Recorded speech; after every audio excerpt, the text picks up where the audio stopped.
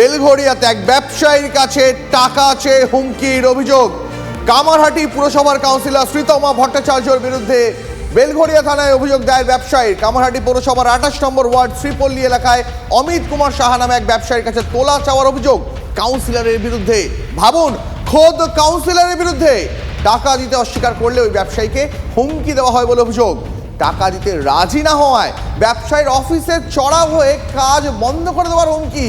Councillor Sreetama ভট্টাচার্যের বিরুদ্ধে এই অভিযোগও করেছেন ওই ব্যবসায়ী। দীর্ঘদিন ধরে আমাকে হুমকি টুমকি দিয়ে টাকা পয়সা নিচ্ছে। দীর্ঘদিন এরকম করতে করতে লাস্টে আমি উপায় না পেয়ে লাস্টে থানায় লিখিত কমপ্লেন জানাই, কোর্টে 107ও করি আমার নিজের সুরক্ষার জন্য এবং আমার ফ্যামিলির সুরক্ষার জন্য এবং কর্মচারীদের সুরক্ষার জন্য। যখন তখন রাত বেরাত অফিসের মধ্যে ঢুকে যায়, তার ভিডিও ফুটেজও আছে। সেই টাকা বলছে আমি বাড়িতে নেই, আমার মার হাতে টাকা দিয়ে আসো। তার মার হাতে টাকা গুনে দিয়ে আসা হয়েছে, তার মা টাকা গুনে নিচ্ছে, সেই ভিডিও ফুটেজও আমার কাছে আছে। এইভাবে হুমকি দিয়ে টাকা না দিলে, আজকে রাত্রের মধ্যে টাকা না দিলে পরে ব্যবসার ক্ষতি করে দেবো, ব্যবসার এই করে দেবো, ব্যবসার ওই করে দেবো, এরকম বিভিন্ন রকমভাবে বিভিন্ন আমার কাছে ভিডিও রেকর্ডিংও আছে, ভয়েস রেকর্ডিংও আছে। বিভিন্ন রকমভাবে আমাকে ঠেটকা মারি। আমি খুব আতঙ্কিত। আমার মাকে ওরা দিয়ে গেছে, কিন্তু সেটা আমার টাকা নয়। আমি আপনাকে অ্যামাউন্টটাও দরকার হলে সমস্ত ডিটেলসটা আপনাকে দিয়ে দেবো। আপনার যদি প্রয়োজন পড়ে আমি আপনাকে সমস্তটা দিয়ে দেবো, তাতে আমার কোনো ভয় নেই। কারণ ওই 1 টাকাতেও আমি 1 কাপ চা খাইনি, এটা আমি আমার জোর গলায় বলতে পারি। ফলে আমার কোনো ভয় নেই, এবং ভয় নেই বলেই আমি কিন্তু আজকে পালিয়ে বেড়াচ্ছি না।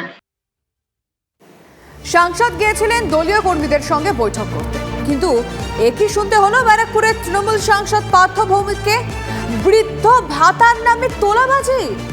সাংসদের সামনে ক্ষোভ উগরে দিলেন দলেরই কর্মী।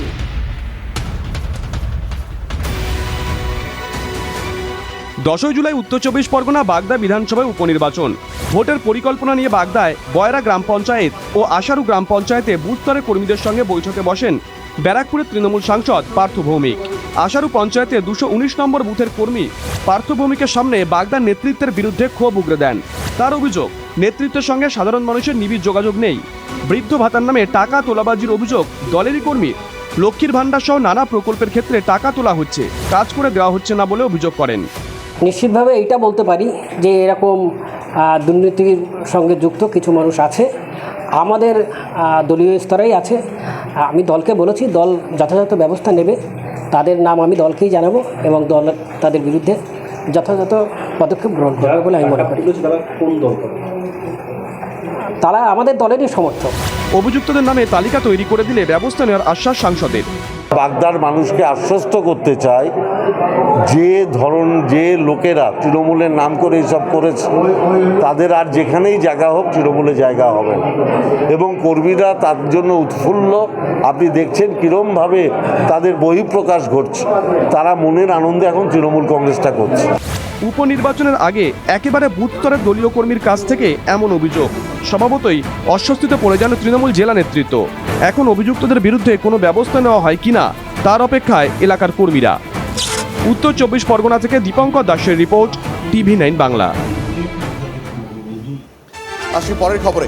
পশ্চিম মেদিনীপুরের সব স্কুলে বিদ্যাসাগরের মূর্তি বসানোর সিদ্ধান্ত প্রশাসনের। প্রথম দফায় ঘাটালের 205টি স্কুলে বসবে বিদ্যাসাগরের মূর্তি। 225তম জন্মশতবর্ষে বিদ্যাসাগরকে শ্রদ্ধার্ঘ্য পশ্চিম মেদিনীপুরের সমস্ত শিক্ষা প্রতিষ্ঠানের প্রধান, পঞ্চায়েত সমিতির সভাপতি, শিক্ষা দপ্তরের আধিকারিকদের নিয়ে বৈঠক। ঘাটালের বীরসিংহ গ্রামে 1820 সেপ্টেম্বরে জন্ম ঈশ্বরচন্দ্র বিদ্যাসাগরের, আর তাঁকে শ্রদ্ধা জানাতেই এই পদক্ষেপ। বিদ্যাসাগর মহাশয়ের জন্মস্থান ঘাটাল মহকুমার বীরসিংহ গ্রামে। অনেক বিদ্যালয়ে এখানে বিদ্যাসাগরের মূর্তি আছে, আবার অনেক জায়গাতে নেইও। চেষ্টা করা হচ্ছে জেলা পরিষদের উদ্যোগে এবং সাধারণ মানুষের সহযোগিতায়, যাতে করে প্রত্যেকটি বিদ্যালয়ে যে করে বিদ্যাসাগরের মূর্তি স্থাপন করা যায়।